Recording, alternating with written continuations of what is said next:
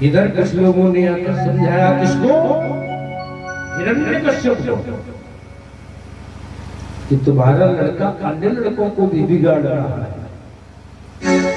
बताइए प्रतिकूल बात है।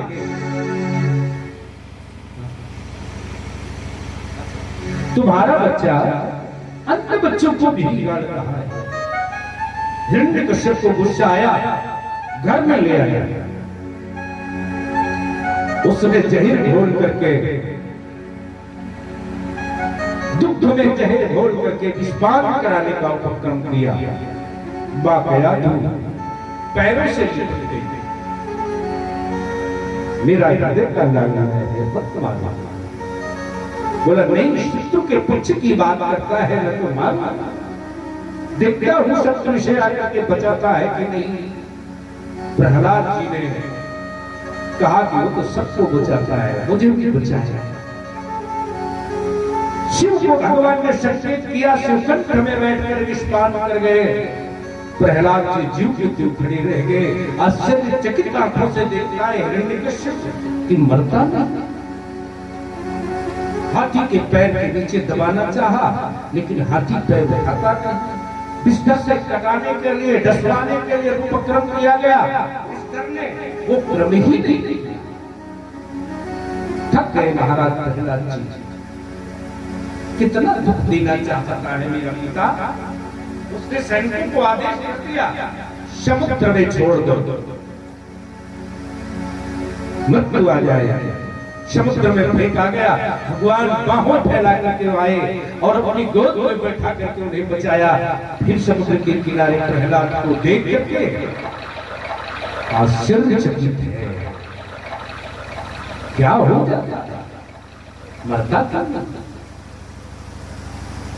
अंत में उस दुर्विनीत ने एक बात बहुत बढ़िया होकर के पूछी, क्रुद्धस्य यस्य कंपतः त्रयो लोको सहेश्वरा। इसके क्रोध के आगे त्रैलोक कांपता है, वो तू मुझसे भयभीत है। वो होता ही नहीं भयभीत, क्या तो उसने कहा कि देखो मैं भय क्यों मानू, क्यों भय क्यों नहीं मानोगे। एक बहुत सुंदर तीन हुई, न केवलम में भवतं च राजन् सबई बलम बलिनाम च परेशान। परे अवरे अमीस्थिर जंगमाय ब्रह्मादयो येन वशं प्रणीता। मैं आपसे क्यों डरूं, ब्रह्मा इंद्र यम धर्मराज वरुण बड़े बड़े देवता सहित सारा विश्व उसके बस में है। उसका मैं भक्त हूँ, उसका मैं जन हूँ, बताओ मैं आपसे क्यों डरूं। बोले अच्छा कहाँ है वो जो बचाने वाला है। उसने जैसे ही पूछा, तम विक्रमंतम सगतम गदाधरो। क्रोध आ गया, तलवार उससे निकाली, और एक व्यक्ति ने तो बहुत बढ़िया सुंदर ढंग से कहा, देख कृपान कृपान अपितुकाल कराल पिलो की न भागे। भागे नहीं प्रहलाद जी, क्यों? वो जानते हैं कि मुझे मार नहीं सकता। कितना भी सशक्त व्यक्ति हो किसी को मृत्यु नहीं दे सकता, और अगर आ गई है तो उसको कोई बचा जा सकता। तो जो कछु फितना ने लिखा छठी रात के अंग, राग घटे न दिल बड़े रहु रे रंग का निसंग। पहला चीज ये डरते, और उन्होंने कह दिया सा ईश्वर काल, वही काल है, वही मृत्यु, वही आयु, वो कण कण में व्याप्त होकर के आपकी वाणी में भी व्याप्त है। हमें क्यों डराते हो? अच्छा इतना नहीं। उसने गदा उठाई और कहा, बताओ इस खंभे में है क्या? भगवान ने कहा हाँ, प्रहलाद ने कहा हाँ, खंभ में हाँ, सुनित के हरि जागे, अप्रीत प्रतीत बढ़ी तब सो, तुलसी सब पाहन पूजन लागे। कि इस पत्थर में भी भगवान रहता है, इसी से तो प्रकट हुआ। तो तुलसी सब पाहन पूजन लागे। और देखिए भगवान की, वो देखिए कितना सामर्थ्यवान है। वो कर्तुम करने वाला नहीं करता है, वो अकर्तुम, वो अन्यथा करता है। वो करने वाला काम तो करता ही है, अकर्तुम जो नहीं करना चाहिए वो भी करता है। वो ताड़का को मारता है, क्या कहते थे स्त्री मारने की, वो बलियज्ञ में भीख भी मांगता है। अच्छा वो पूतना का विष भी पी जाता है। अकर्तुम ये भी करता है, और अन्यथा कर्तुम वो जीव से जीव को और निर्जीव से जीव को मिलाने की भी सामर्थ्य रखता है। वो दो स्वरूप बना करके भी प्रकट होता है। आधा स्वरूप पशु आधा स्वरूप नर, वो आपके जीवन में भी भरता है, आप जान नहीं पाते, बात अलग है। बाल क्या कहेंगे आप, जीव है कि निर्जीव? आधे टाइम पर से काटता है, आराम से कटवाते हैं हम, और वही उखाड़ने लगे तो नहीं उखड़ेगा। उसमें जीव भी है और निर्जीव भी है। नाखून आपके काटे, बड़े हुए काट लीजिए और जरा सा उसमें छू जाए तो अरे लग जाती है, तो वो जीवित है, निर्जीव भी है, जीव भी है, दोनों में एक साथ वो मिलाता है। इसलिए कहता है, इसलिए कहा जाता है, वेद कहता है वो कर तुम अकर तुम अन्यथा कर तुम समर्थ है, सब कर देता है। तो एक नया बनाया भगवान ने कि आधा सिंह का और आधा मनुष्य का, नरसिंह भगवान। एवं सुरादय शरवे रुद्रपुराश्वरा, इस नए स्वरूप को पूरे जगत में देखने का, त्रैलोक में देखने का आज सामंजस्य माना है। तो जैसे ही उसने गदा उठा करके उस खंभे पर प्रहार करना चाहा तो बड़ी भयंकर आवाज हुई और उसमें से नरसिंह भगवान प्रकट हो गए।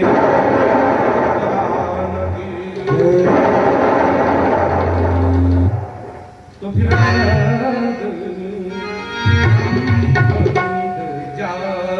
सुरगणा मुनयोधीशीध,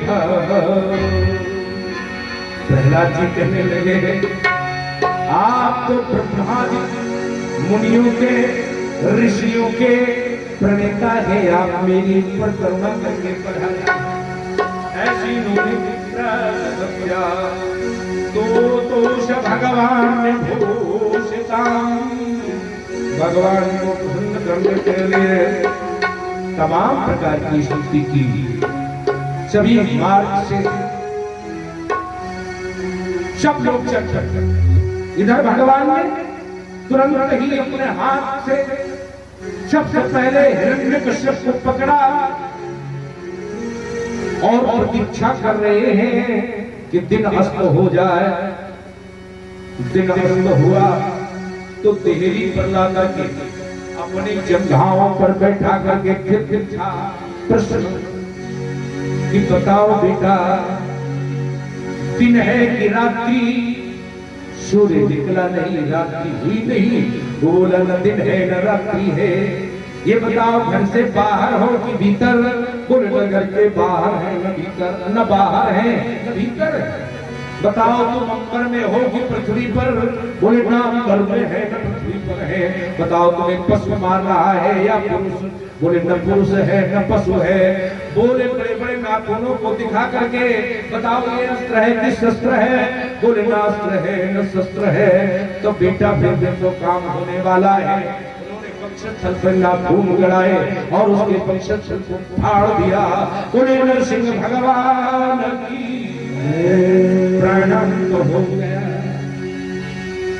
उपाय भगवान निकलते, सर्वेश्वर उपाय विधीश्वर। इसने कोई जगह नहीं छोड़ी थी कि जहां मुझे कोई बात करे, लेकिन भगवान ने उसके लिए भी उपक्रम बना लिया। इसीलिए उसके लिए था वो सजातीय विजातीय सुगंध भेद शून्य कर तुम अकर तुम अन्यथा कर तुम सर्व समर्थमान व्यक्ति है। वो पुरुष है, ईश्वर है, उसकी कोई गणना नहीं, कोई तुलना नहीं कर सकता। अब इन्हें शांत करने का जो गले में नरसिंह भगवान उस हिरण्यकश्यप की अंतड़ियां डाल करके चले, ये विभत्स रूप देख करके काली भयभीत, शिव भयभीत हुए, ब्रह्मा भयभीत होने लगा। सब एक दूसरे से कह रहे हैं समय अनुसार मैं आपको कथा दे रहा हूं, क्योंकि व्यष्टि और समष्टि भाषा, कहीं कहीं पर विस्तार से कथा, कहीं कहीं पर छोटी घटा करके भी कथा कही जाती है। क्योंकि आप लोग तो इतने सीधी श्रोता हैं कि सब जानते, आप लोग तो सब जानते हैं, इसलिए कथा आप लोग सुधे ढंग से सुन भी रहे हैं। सार से कही जाए या विस्तार से कही जाए, दोनों में आनंद है। सार से जल्दी समझ में आती है, विस्तार से धीरे धीरे समझ में आती है। तो चलिए हम सार से कथा कहेंगे।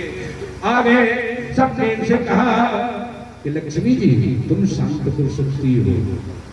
बोले नहीं नहीं, कहीं इस रूप में इनको हमारे ऊपर दुलार ना आया तो बस काम है तमाम हो जाएगा। शिव जी से कहा, बोले ना ना ना, मैं तो जा ही नहीं सकता। ये किन्नर बड़े बड़े देवता आकर के इस रूप का दर्शन करते हैं, इनका गुणगान करते हैं, लेकिन किसी की हिम्मत नहीं होती।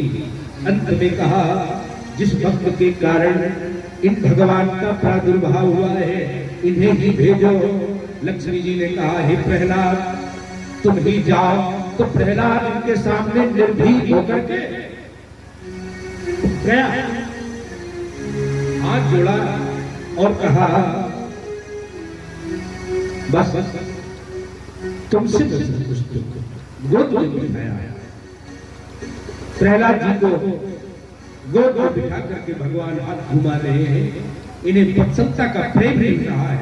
फिर कहा, परम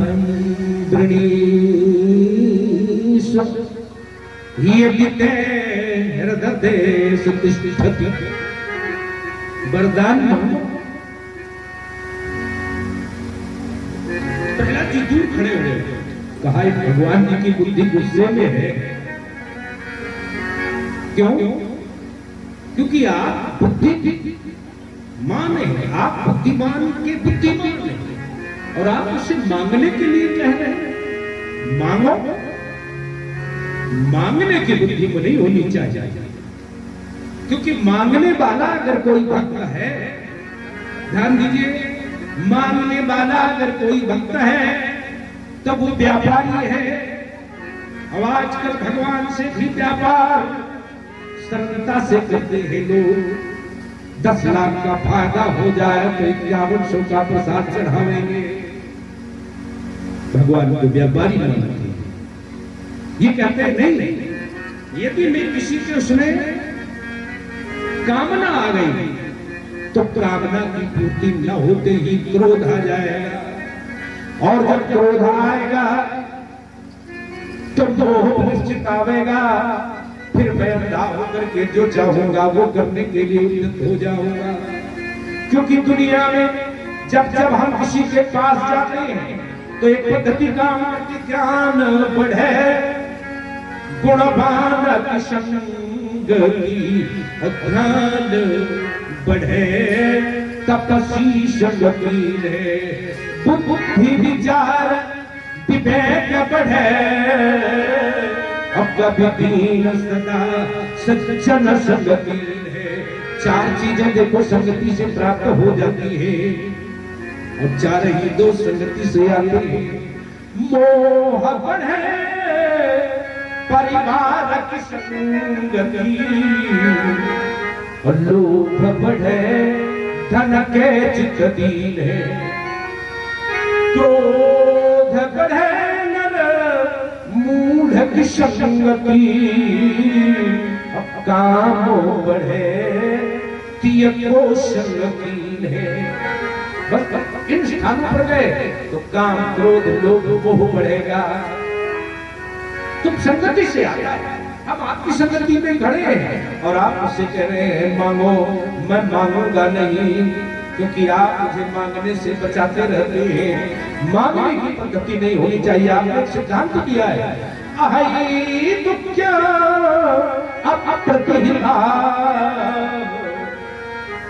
कि बिना कामना से निष्काम भाव से जो निरंतर लेना करता है उसको मैं तो सभी में रह करके सारे काम बना देता हूं। अब आप कह रहे हो मांगो, अरे अरे बड़ा ज्ञानी बन रहा है, मांग कुछ भी। बोले ना, मांगना नहीं चाहता। और फिर कहा हाँ एक बात मांगे। बोले मांगो। मांगता यही प्रभु से मैं बार बार कि मांगने की कामना उनमें कभी जगह नहीं। कहते हैं बड़ा भाई आज तक कठिन है, हम देना चाहते हैं उन्हें लेना नहीं चाहता, लेकिन मेरा दर्शन अमोघ है, कुछ तो मांग ले। बोले क्या मांगा? अच्छा देना चाहते हो तुम मेरे पिता जिसे आप बैरी मानते हैं तो दीजिए सुधामना, उसे जब अपना नाम दे दीजिए। अरे मैंने वो तो बिना मांगे मिल गया। क्यों? क्योंकि जिस कुल में एक सत्पुत्र पैदा होता है उसकी 30 पीढ़ियां नर्क से भी स्वर्ग में चली जाती है। अच्छा आने वाली 7 पीढ़ियों का भी मैं ठेका देता हूं, ये तो गत पीढ़ियों को मैं तारता हूं, आने वाली 7 पीढ़ियां भी सुसंस्कृत होकर के सुख भोगती, स्वर्गाधिक सुख भोगती, ये क्यों मांगता है? तो बोले फिर कुछ नहीं मांगूंगा। तो बोले नहीं कल तक तो मैं तुम्हें राज्य सौंपता हूं। तो भगवान का दर्शन करने से क्या मिला?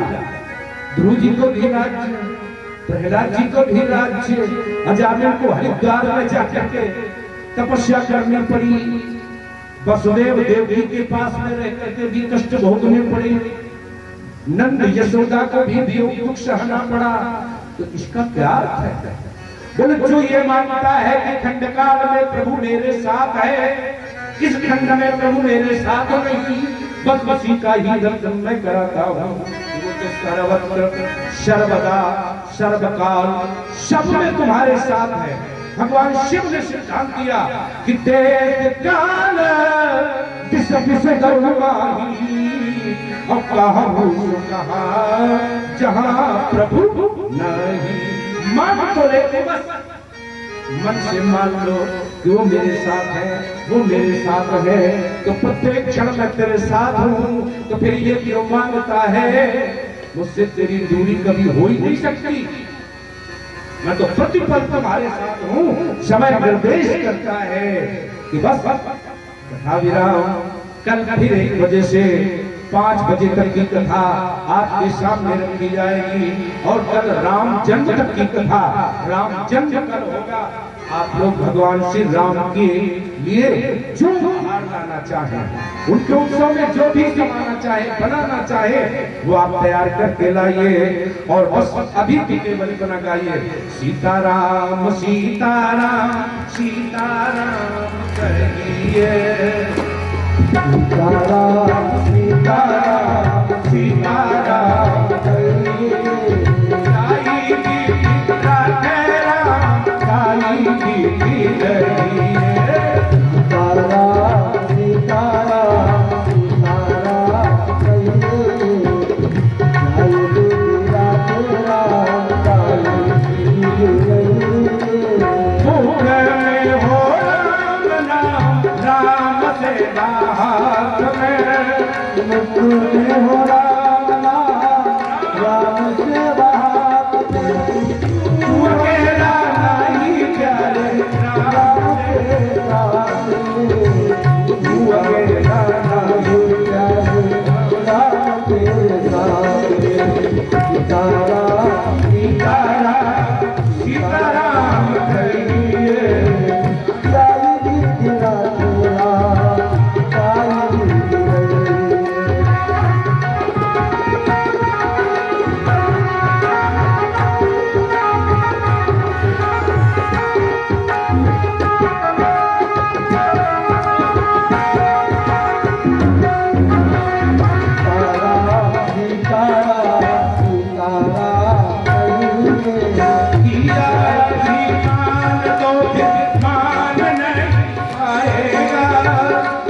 रहिए।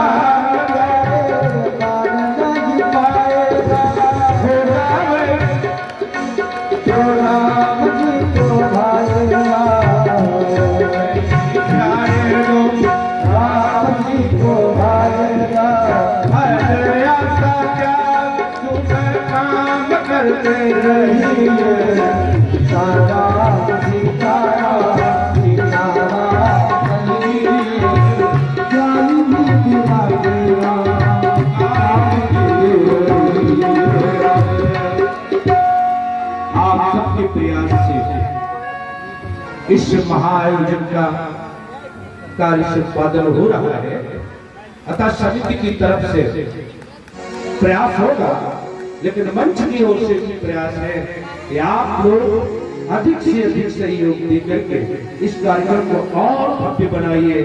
अपने शारीरिक सहयोग से भगवान की कृपा के पात्र बनिए और व्यवहारिक सहयोग से सर्वहिताय इस सिद्धांत को रखिए और धन के सहयोग से धन के सहयोग से आप इस कार्यक्रम को सार्थक बनाएं, ऐसा मेरा निवेदन है। आइए आइए हो। हाँ मिश्र जी, आप सभी लोग अपने अपने स्थान पर खड़े हो जाए और भगवान की अपनी शुभारंभ होने जा रही है। सभी लोग स्वागत करें, भगवान की छवि को अपने मन में बसाएं। मन में बसा कर तेरी मूर्ति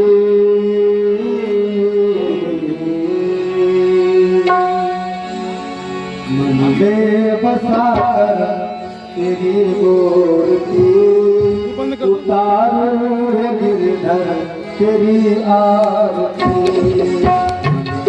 बसा कर तेरी मूर्ति उतार गिरधर तेरी आरती बसा कर तेरी मूर्ति उतार गिरधर तेरी आरती करुण करो कष्ट हरो प्राण को भगवान और हंसी नाव में तार को भगवान करुण करो कष्ट हरो प्राण को भगवान और हंसी नाव में तार को भगवान दर्द की दवा पास है दर्द की दवा पास है